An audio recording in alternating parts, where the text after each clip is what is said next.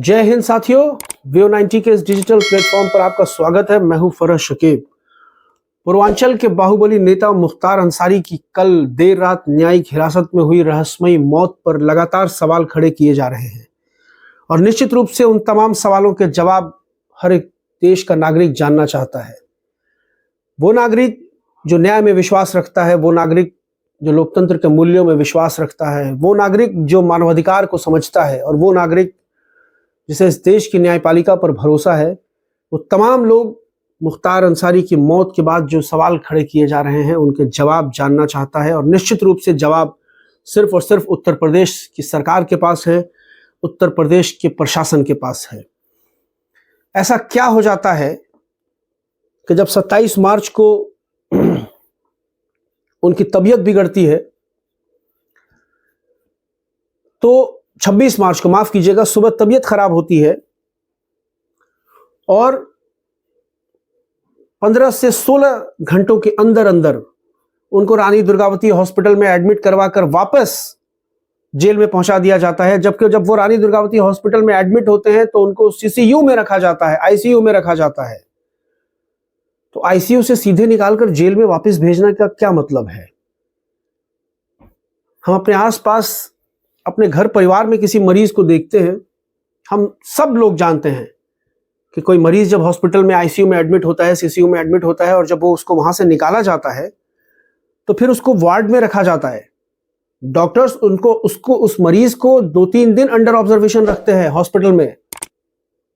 CCU से और ICU से निकालकर सीधा घर भेजना ये अपने आप में एक बड़ा सवाल खड़ा करता है कि आखिर ऐसी क्या जल्दी थी कि इतनी भयंकर तबीयत खराब होने के बाद, जबकि उनको सीसीयू में एडमिट करना पड़ा था, उसके बाद वहां से उनको निकाला जाता है और वापस बांदा की जेल में भेज दिया जाता है। 27 मार्च को परिवार जाता है कोर्ट, वहां एक याचिका लगाता है और बताता है कि उसकी परिवार के सदस्य को, मुख्तार अंसारी की जान को खतरा है, उनको खाने में जहर दिया जा रहा है। 19 मार्च को उनको खाने में, रात के खाने में जहर दिया गया था। परिवार यह शिकायत करता है कोर्ट में और कोर्ट जेल प्रशासन से सवाल करता है, उनकी हेल्थ रिपोर्ट तलब करता है। और आज जब उनकी हेल्थ रिपोर्ट जमा करने की तारीख थी तो आज हालात ये बना दिए जाते हैं कि उनकी हेल्थ रिपोर्ट की जगह पोस्टमार्टम रिपोर्ट सामने आती है। और इसी बीच में एक जेलर और 2 डिप्टी जेलर को सस्पेंड कर दिया जाता है। आप सोचिए क्या खेल हो रहा है।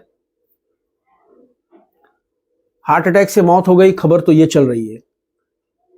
मैं इस पर कोई टिप्पणी नहीं करूंगा, लेकिन सवाल तो बहुत हैं कि आखिर ऐसा क्या हो रहा था कि उनकी तबीयत बार बार खराब हो रही थी। परिवार लगातार, अफजाल अंसारी जो उनके भाई हैं, वो उनसे मिलकर लौटते हैं तो वो मीडिया के सामने बताते हैं कि उनकी तबीयत ठीक नहीं है और उनको मारने का षड्यंत्र किया जा रहा है।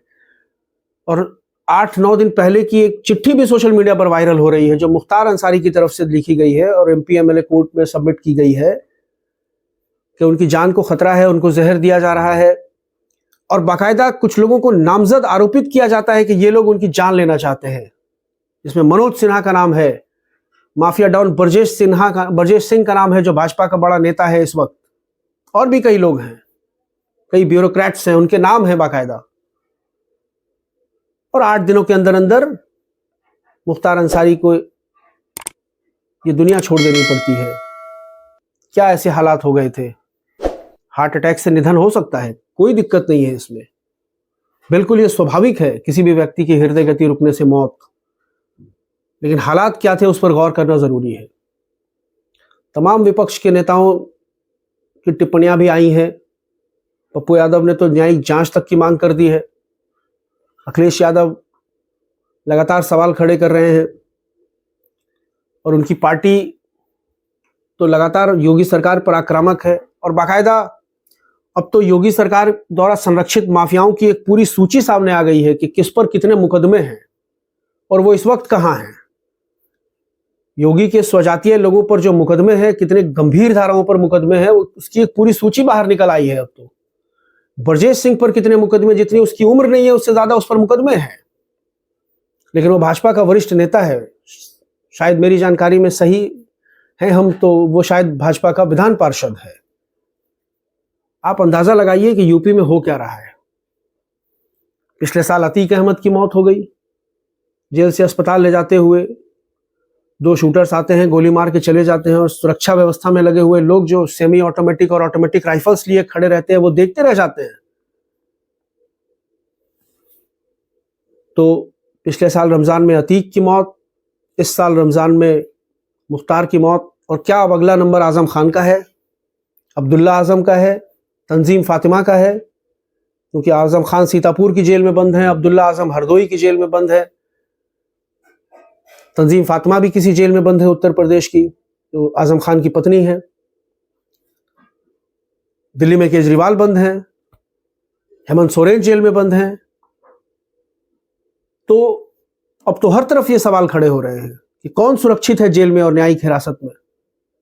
अगर वो सत्ता का विरोधी है तो क्या कुछ नहीं किया जा सकता है उसके साथ? और कहानियां बनाने में तो सरकार महारत रखती है। जब इस सरकार में वारंगल की जेल से के ताले को लकड़ी की चाबी से खोलकर वहां से आतंकवादी भाग सकते हैं तो सब कुछ हो सकता है, गाड़ी भी पलट सकती है। हमने इसी देश में सुना है कि मध्य प्रदेश की एक जेल से आतंकवादी जेल का ताला खोलकर भाग गए और उनके पास लकड़ी की चाबी थी। आप कितना हास्यास्पद नहीं लगता है ये? कुछ मतलब एक सर्कस चल रहा है। तो सवाल बहुत गंभीर हैं और इसके बाद सवालों की एक लिस्ट है, सवालों की एक फहरिस्त है। आज उनके बेटे को इलाहाबाद हाईकोर्ट से जनाजे में शामिल होने की इजाजत नहीं मिली। न्यायाधीश समित गोपाल ने याचिका सुनने से इनकार कर दिया। तो ये न्यायपालिका का चरित्र है, उस पर भी सवाल खड़े किए जाएंगे और तब तो जरूर खड़े किए जाएंगे जब आपको ये पता हो कि कलकत्ता हाईकोर्ट का एक जज वीआरएस लेकर भाजपा के टिकट पर लोकसभा का चुनाव लड़ रहा है। तो समित गोपाल की निष्पक्षता पर और समित गोपाल के विवेक पर सवाल खड़ा होना लाजमी है कि क्या इस याचिका को सुन लेना उनके अधिकार क्षेत्र से बाहर था, जो इसकी सुनवाई से उन्होंने इनकार कर दिया। मानवता के न्यूनतम मूल्य तक का ध्यान नहीं रखा जस्टिस समित गोपाल ने।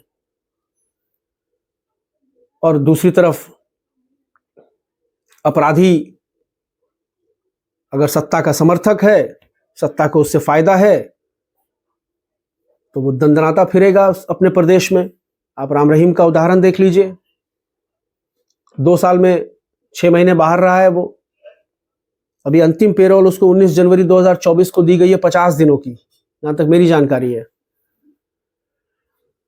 तो क्या कुछ चल रहा है इस देश में? क्या इस देश का लोकतंत्र बचेगा? क्या इस देश में उसके नागरिकों की सुरक्षा सुनिश्चित की जाएगी? क्या मानवाधिकार जिंदा रहेगा? और मानवाधिकार, एक बात मैं आपको बता दूं कि मानवाधिकार सबके लिए है। एक विचाराधीन कैदी के लिए भी मानवाधिकार है और एक सजा याफ्ता मुजरिम का भी मानवाधिकार होता है। हम मानवाधिकार के क्षेत्र से किसी को उसके धर्म, जाति, क्षेत्रीयता, नागरिकता के आधार पर वंचित नहीं कर सकते हैं। तो फिलहाल इस वीडियो में इतना ही साथियों। मेरी एक अपील है आपसे कि मेरे YouTube चैनल को सब्सक्राइब कीजिए और मेरी वीडियोस को लाइक कीजिए, शेयर कीजिए, कमेंट कीजिए और मेरी हौसला अफजाई कीजिए। बहुत बहुत शुक्रिया।